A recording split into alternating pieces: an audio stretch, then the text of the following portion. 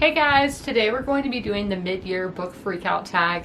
This is the halfway point in the year. We're seeing what I thought about the books that I've read so far this year, and at the end of the video we're going to be looking at my reading stats so far this year. Let's get into it. I have the questions here on my phone, so that's why my phone is here.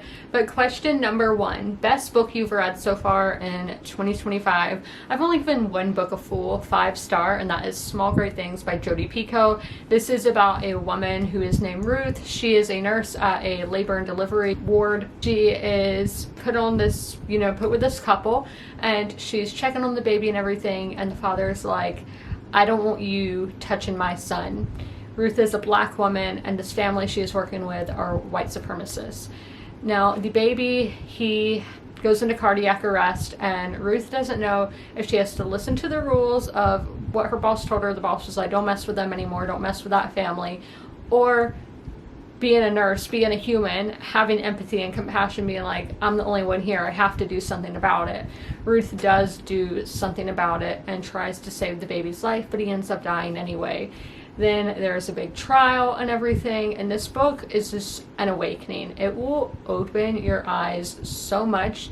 It will make you feel seen, and it's just such a powerful book that I think everybody needs to read. Question number 2, best sequel. I'm so glad that it's given me this after June, because June is the month where I focus on sequels, and the best one was The Road to Rome by Ben Kane. This is wrapping up the Forgotten Legion trilogy. The Forgotten Legion were a group of men in the Roman army who went to war in Parthia, and a lot of them were captive and just taken all over the world, and these men just go on this quest around the world. But we're also seeing Roman politics with one of the female characters, Fabiola. We have a character who is a soothsayer of Etruscan origins, and it's all just so fascinating to see the history of Rome and being immersed into that world. Question number 3, best new release you haven't read yet but want to. So I have 2. I actually have this one sitting right here next to me, and that is I Gave You Eyes and You Look Towards Darkness by Irene Sola. I had no idea that Irene Sola was releasing a new book until I saw it on somebody's post, and I was like, what? Irene Sola has a new book? It came out last month, and yes, I want to give this a go. It is a horror. It says it is an audacious and entrancing novel in which the line between the dead and the living, past and present, story and history are blurred. In it, Irene Sola draws on oral tradition as well as art, literature, and fairy tales to tell a completely new kind of story. So I cannot wait to read that. Also, Misbehaving at the Crossroads by Honoré Fannin Jeffers, who is the author of my all-time favorite book. So I do want to give that a go. It is an essay collection, and I think it's about like being a black woman. I haven't read too much into it like that. I haven't read too much of the plot because these are by authors who I love and trust, and I don't really need to know a lot going in. I just want to go in and experience it for myself for the first time. Question number 4, most anticipated release for the second half of the year. So I only struggle with that kind of question because I don't keep up with new releases, but I'm going to go with R.F. Kuang's Cannabis, I think is how you say the name. This is a new book from her. It is going to be like a dark academia fantasy again, like Babel, and I don't know that much about it, but R.F. Kuang put out a new book. Yeah, I want to read it. Question number 5, biggest disappointment. I don't get too disappointed if I don't enjoy a book. It's just like, that's what it is, and that is A Little Life by Anyayana Gahara. I just expected more because so many people love this book, but I am in the crowd that it is just trauma dumping. I don't understand why some of these characters are so loved. I don't understand just these character arcs. Yeah, the book wasn't for me. The book that was the biggest surprise, this is one that I finished recently, and that is The Last Housewife by Ashley Winstead. I'm not really a thriller person personally, and I hadn't heard great things about this book. It seems like her other book, In My Dreams I Hold a Knife, is much more popular, so I got this book in a subscription box. So it's not even one that I really bought myself. It was just sent to me, and I did really enjoy it. I thought it was a great book. It's not an all-time favorite, but this woman, she is listening to a podcast one day and finds out that her college roommate had a very mysterious death.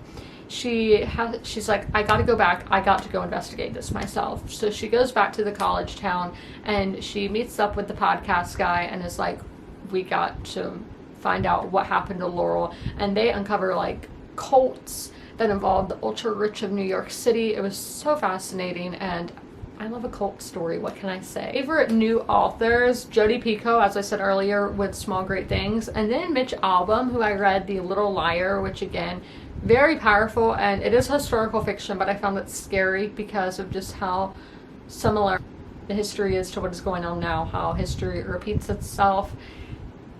Yeah, and just following these characters' lives, and it's very fast-paced. I do want to read more from him. A lot of his books do intrigue me. So Mitch Albom and Jodi Picoult. New favorite fictional character. I did not write down an answer for this. I'm somebody who that is something that I struggle with, to find fictional characters that I say are my favorite. I can read a book and be like, that's some great character work there. And there was one recently that did happen with, but I am blanking on what book it was. But I do think the Last Housewife, I didn't like the characters, but I do think their arcs, I'm talking about the main character, Shay, her character arc just makes so much sense how it got from point A to point B. You're not really realizing it when you're reading it, but once you get to the end, you're like, oh my gosh, she was so smart, and just the way that all this played out was written so well. So we'll go with Shay from The Last Housewife by Ashley Winstead, even though I didn't love her, but I do think she was a well-written character. Book that made you cry. So no books have made me cry. No books have made me like feel something in my chest, you know, but I'm going to go with the like last 30 pages of Atmosphere by Taylor Jenkins Reid. We have our romance on the line. I'm not going to say in what way, but I was just so stressed out. It was an emotional roller coaster. Taylor Jenkins Reid just really pulls the carpet from under your feet, and it's just so many emotions that are happening at once. I didn't cry, but I wanted to. A book that made me happy. We're gonna go with Very Sincerely Yours by Carrie Winifred. I'm not remembering her name, but this is a romance book, and we have our main female character. It's bad, I am blanking on the names, but she's working at a toy store. Unceremoniously, she thinks her boyfriend is going to propose to her, but he dumps her, and she is just like, oh my gosh, what am I supposed to do with my life now? I've been with this person my whole adult life, and I've never really done anything for myself. I've only done things for other people. That has happened in her life. And then we have the male main character, who he's kind of like Mr. Rogers but young. Like, he works on a children's show with puppets, and he is very much a workaholic, and he's having to make some big decisions in his work life. Now, there's a segment on his show where children will write him emails, you know, send him messages or whatever, asking for advice. But I think her name is Teddy, who is the girl character. She's like, because this show is like her comfort show, she just finds it nice because she found the show by watching it with like her niece and nephew. But she is like, I'm gonna send him a letter. I'm gonna send him an email and see what happens. He gets the email and he does give her advice. I don't know if he did on the show, but I know they had exchange of emails and everything. And yeah, it was just, it made me like, you know, kicking my feet, giggling. It was very cute, and I was very happy for them, and I did really enjoy it. I think I give it a 4.25. I really enjoyed that romance book, and I love the atmosphere of it. And yeah, it made me giggly, and I was kicking my feet. Isn't that so cute? So there is the question of like the prettiest book that you own. I don't really care what a book looks like, if I'm being honest with y'all. So that's not something I keep track of, but let's look at my book stats now. So as you can see, I have Storygraph open on my phone. So the first tab here is my reading goal, which I want to read 140 books. I am 41% of the way to that goal. I've read 58 books, so I'm 14 books behind, but I haven't really been putting a pressure on myself like I have years previous. And then I did set a page number goal, which wasn't something that I just upped it by one from last year. I read about 50,000 pages last year, so I was just like, I've never done a page goal. It's not really something that I'm keeping track of, but I have read 23,956 pages, which makes me 47% of the way to my goal. So I'm 2,312 pages behind, but again, that's not really something I'm keeping up with. Average time it takes me to finish a book is 14 days, 2 weeks. I read 4 books at once, so I'm only, you know, it's, some of them do take longer. My mood reads especially take longer. My ebooks are big tomes that are over 1,000 pages. So I think that's about right. Now the moods, I think this is something that is subjective, but my big three would be emotional, reflective, and dark, and that is definitely true. I want to feel something about what I'm reading, and typically dark things make you feel something. We'll look at the pacing now again. Also, I think that is subjective. So 55% of the books I've read have been medium pace, when 20% have been fast paced and 25% have been slow paced. So I think I would like to make the fast be the quarter of what I'm reading and slow being 20%. But you know, I'm fine with that. The page number now. So the majority of 300 to 499 pages has been 53% of what I'm reading. And I do think that is like your average book length.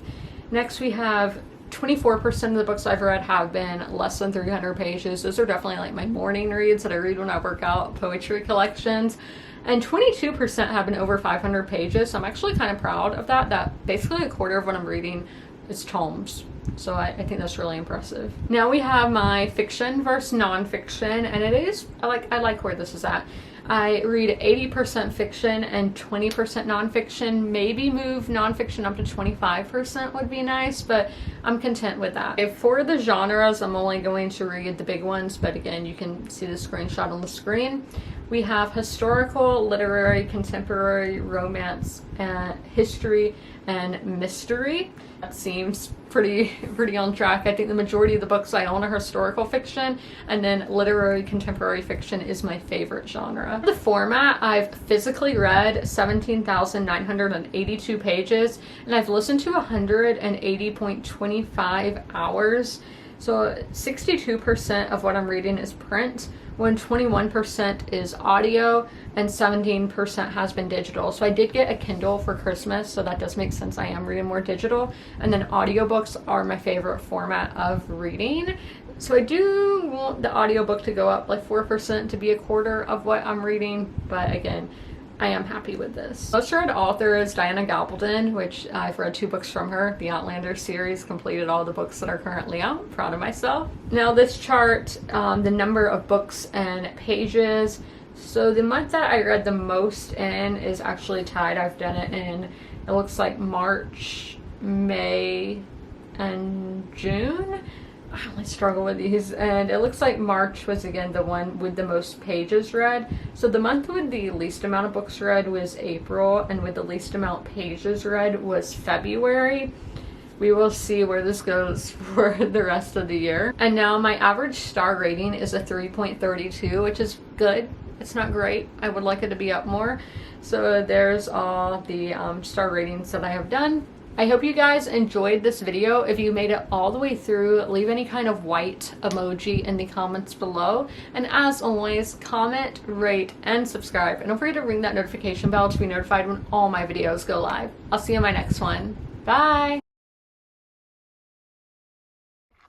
If you are familiar with my videos, you're used to seeing Sherman at the end of them. Sadly, Sherman has since passed away, but I would still like to encourage you guys to help your local shelters. Sherman was at the Darlington County Humane Society in rural South Carolina. I always have their link down below in the description if you guys would like to help them, but also help your local shelters as well.